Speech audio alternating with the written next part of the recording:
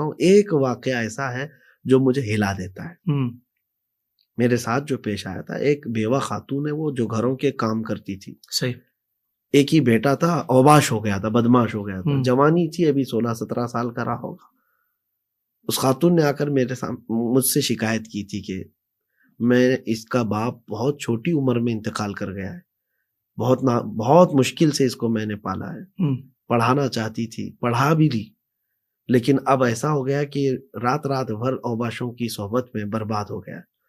میرا دل دکھتا ہے اور میں بیمار ہو چکی ہوں اللہ، صرف صرف بیٹے کے غم میں، اور زندگی آدھی نکال دی لوگوں کے برتن مانج کر کے، گھروں کے کپڑے دھو کر کے۔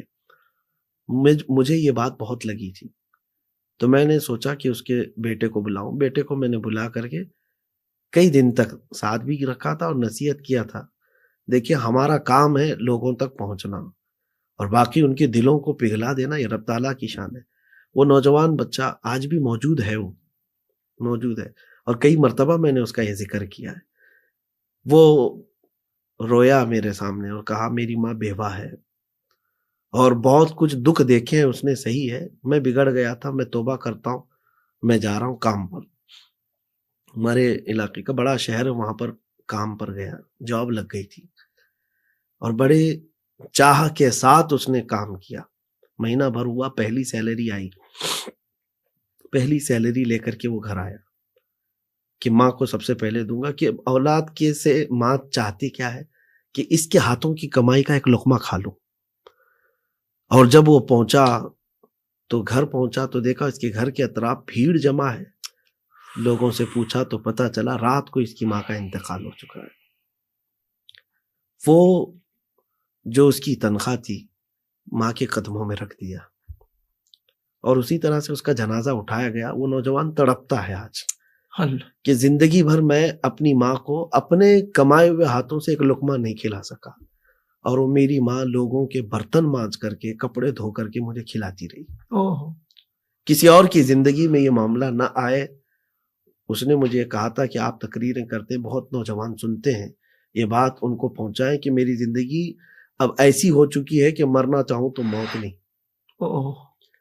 کہ میرے سامنے بار بار میری مظلوم ماں کا چہرہ آتا ہے، کہ جو لوگوں کے جوٹے مانجتی تھی اور لا کر مجھے لقمے کھلاتی تھی، اور میں ایک ایسا نکما تھا کہ میں اپنے ہاتھوں کی کمائی کا ایک لقمہ اس کو زندگی میں کھلا نہیں سکا۔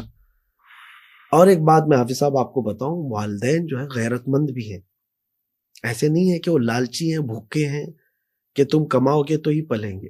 یہ صرف اور صرف ان کا شوق ہے، ورنہ تو زندگی بھر کمایا ہے، کھلایا بھی ہے، اور ان کو پتا بھی ہے گھر چلانا، لیکن صرف ایک آس ہوتی ہے نا، تمنا، کہ میرے بیٹے کے ہاتھوں کی کمائی کھاؤں۔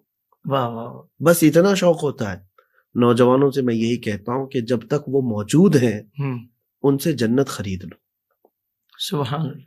اور ایک بہت بڑے بزرگ ہیں، فرماتے ہیں کہ انسان کی زندگی کا سب سے برا دن کب شروع ہوتا ہے پتہ ہے؟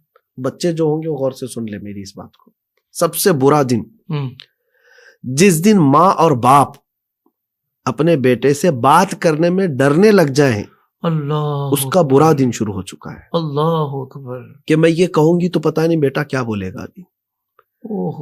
باپ یہ ڈرنے لگ جائے کہ میں اگر اس کو تھوڑا سا بولوں گا تو الٹا کچھ غصے میں نہ آ جائے، گھر چھوڑ کے نہ چلا جائے۔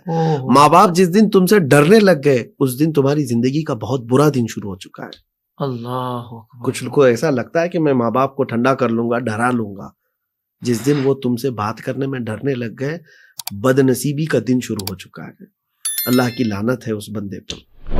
رب تبارک و تعالی ہم کو عقوق الوالدین جیسے یعنی سخت گناہ کبیرہ سے ہمیشہ محفوظ رکھے۔